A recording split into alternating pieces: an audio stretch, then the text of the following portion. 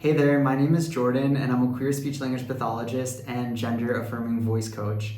In today's video, I wanted to give you a few tips on how you can find a more feminine sounding voice. So tip number one has to do with pitch. Pitch refers to how high or low the sound of someone's voice is perceived. And the cool thing is when working on finding your feminine voice, you can choose to find a pitch that's in the lower zone, like the note D sharp, 1, 2, 3, or a pitch that's higher, like the note A3, me, me, me.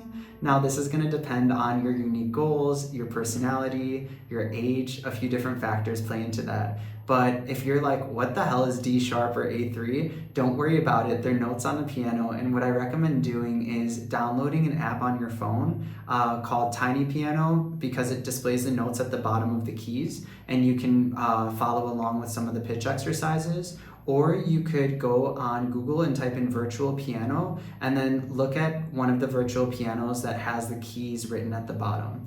The keys that I want you to pay attention to are the notes E3, F3, and G3.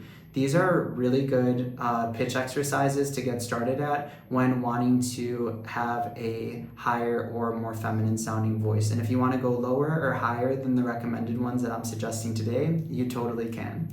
So what you'll want to do is you're going to want to hit the note E3 and gently hum at it over and over and over again. Once you're able to hum at that comfortably, you'll want to count the numbers 1, 2, 3. 1, 2, 3. Now I'm going to hit the note and I want you to try it without my model.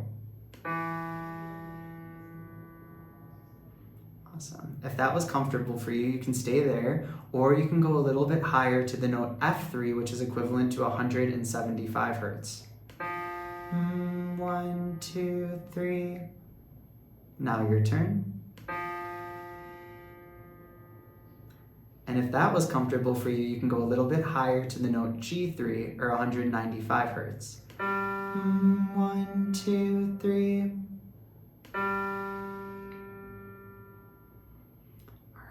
Awesome. So something that I think is really important to teach from the beginning is this concept of vocal weight.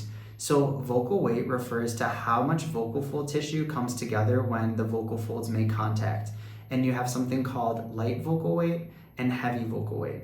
So heavy vocal weight occurs when we get louder and there's more vocal cord adduction. So you end up with this buzzier sound, which is usually associated with more masculine perceived voices. Now here's the thing, if you're going higher in pitch, but you're adding too much vocal weight, sometimes the sound can end up being nasally or forced. I'm gonna give you an example of this at the note G3. So first I'm gonna go heavy and then I'm gonna go light.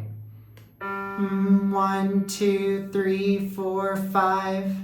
That was heavy. Now I'm gonna go light. 1, 2, 3, 4, 5.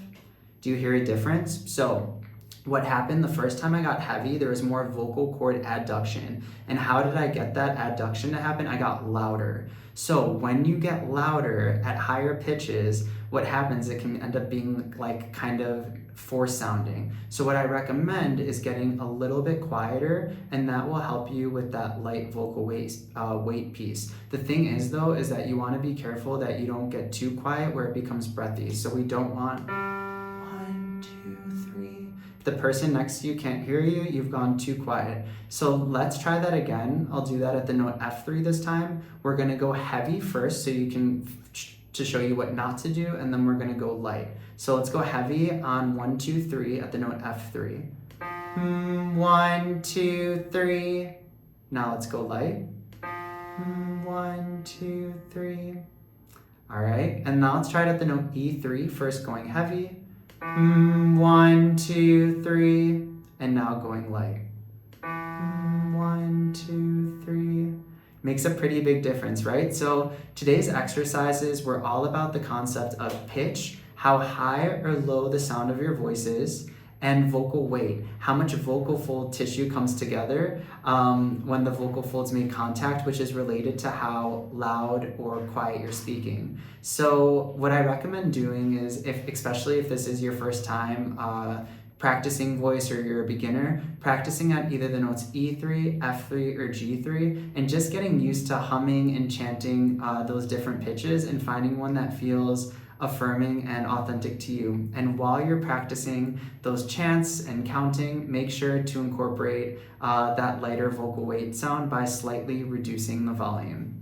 So I hope you found those tips helpful. For more information, you can go to my website, jordanrosscommunication.com. This month, I have an online voice feminization course that I'm launching. It is completely guided and online, and it's 10 different modules that will guide you through the process of creating a voice that feels more affirming and authentic. And I'll teach you how to do your own acoustic assessment, go through different pitch exercises, resonance exercises, relaxation stretches.